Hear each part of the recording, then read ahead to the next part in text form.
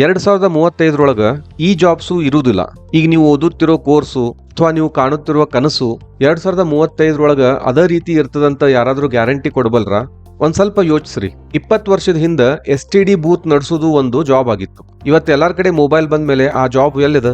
Video rental shop ಒಂದು business ಆಗಿತ್ತು. ಈಗ ನೆಟ್ಫ್ಲಿಕ್ಸ್, ಯೂಟ್ಯೂಬ್ ಬಂದ ಮೇಲೆ ಆ ಬಿಸ್ನೆಸ್ ಏನಾತು? ಟೆಕ್ನಾಲಜಿ ಬಂದಾಗ ಜಾಬ್ ಸಂಪೂರ್ಣವಾಗಿ ಮಾಯ ಆಗುದಿಲ್ಲ, ಆದ್ರೆ ಅದರೊಳಗಿನ ಕೆಲಸ ಬದಲಾಗ್ತದ. ಅದಕ್ಕೆ ಇವತ್ತ 2035 ದೊಡ್ಡ ಬದಲಾವಣೆ ಕಾಣಬಹುದಾದ 5 ಜಾಬ್ಗಳ ಬಗ್ಗೆ ನೋಡೋಣ. ಮೊದಲೇದ್ದು ಅಕೌಂಟೆಂಟ್. ಅಕೌಂಟೆಂಟ್ ಅನ್ನು ಜಾಬ್ ಮಾಯ ಆಗುದಿಲ್ಲ, ಆದ್ರೆ ಇಡೀ ದಿನ ಬಿಲ್ ಎಂಟ್ರಿ ಮಾಡೋದು, ವೌಚರ್ ಹಾಕುದು, GST ಡೇಟಾ ಅಪ್ಲೋಡ್ ಮಾಡೋದು, ರೀಕನ್ಸಿಲಿಯೇಷನ್ ಮಾಡೋದು, ಇಂಥ ರೂಟೀನ್ ಕೆಲಸಗಳನ್ನ ಸಾಫ್ಟ್ವೇರ್ ಮತ್ತು AI ಈಗಾಗಲೇ ಮಾಡ್ತಾ ಇದೆ. 2035 ಕಂಪನಿಗಳಿಗೆ ಡೇಟಾ ಎಂಟ್ರಿ ಅಕೌಂಟೆಂಟ್ ಗಿಂತ ಬಿಸ್ನೆಸ್ ಡಿಸಿಷನ್ ತಗೊಳ್ಳಿಕ್ಕೆ ಸಹಾಯ ಮಾಡೋ ಅಕೌಂಟೆಂಟ್ ಹೆಚ್ಚು ಬೇಕಾಗಬಹುದು. ಅಂದ್ರೆ ನಂಬರ್ ಬರೆಯೋನ್ಗಿಂತ ನಂಬರ್ ಅರ್ಥ ಮಾಡ್ಕೊಳ್ಳೋನು ಮುಖ್ಯ. ಎರಡನೇ ಜಾಬ್ ಡೇಟಾ ಎಂಟ್ರಿ. ಖರೆ ಹೇಳ್ಬೇಕಂತಂದ್ರ ಈ ಲಿಸ್ಟ್ ಒಳಗ ಅತ್ಯಂತ ಅಪಾಯದಲ್ಲಿರೋ ಜಾಬ್ ಇದೆ. ಯಾಕಂದ್ರೆ ಡೇಟಾ ಎಂಟ್ರಿ ಅಂದ್ರೆ ಒಂದು ಜಾಗದ ಇನ್ಫಾರ್ಮೇಶನ್ ಅನ್ನ ಇನ್ನೊಂದು ಜಾಗಕ್ಕೆ ಹಾಕುದು. AI ಇದು ಬಹಳ ಸರಳ. ಇನ್ವಾಯ್ಸ್ ಓದಬಹುದು, ಫಾರ್ಮ್ ಫಿಲ್ ಮಾಡಬಹುದು, ಡಾಕ್ಯುಮೆಂಟ್ ಸ್ಕ್ಯಾನ್ ಮಾಡಬಹುದು. ಅಷ್ಟ ಅಲ್ಲ, ತಪ್ಪುಗಳನ್ನು ಕಡಿಮೆ ಮಾಡಬಹುದು. ಹಂಗಾಗಿ ಟೈಪಿಂಗ್ ಸ್ಪೀಡ್ ಮಾತ್ರ ಸ್ಕಿಲ್ ಆಗಿದ್ರೆ ಮುಂದಿನ 10-15 ವರ್ಷಗಳ ಒಳಗ ಅದು ಸಾಕಾಗದೆ ಇರಬಹುದು. ಮೂರನೇದು ಬೇಸಿಕ್ ಕೋಡಿಂಗ್. ಇದನ್ನ ಕೇಳಿ ಕೆಲವರು ಆಶ್ಚರ್ಯ ಪಡಬಹುದು. ಅಂದ್ರೆ ಸಾಫ್ಟ್ವೇರ್ ಇಂಜಿನಿಯರ್ ಗಳಿಗೆ ಭವಿಷ್ಯ ಅದನ್ನೋ ಇಲ್ವೋ ಅಂತ ಹೇಳಿ. ಖಂಡಿತ ಅದ.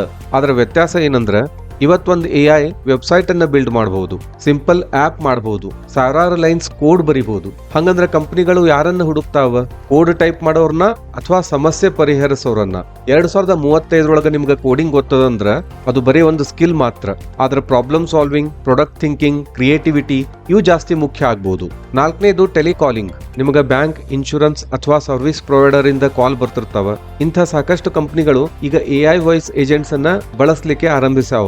ಅವು 24 ಗಂಟೆ ಕೆಲಸ ಮಾಡ್ತಾವ. ಸಾವಿರಾರು ಜನರ ಜೊತೆ ಒಂದೇ ಟೈಮ್ನಾಗ ಮಾತಾಡಬಹುದು, ಲೀವ್ ಕೇಳುದಿಲ್ಲ.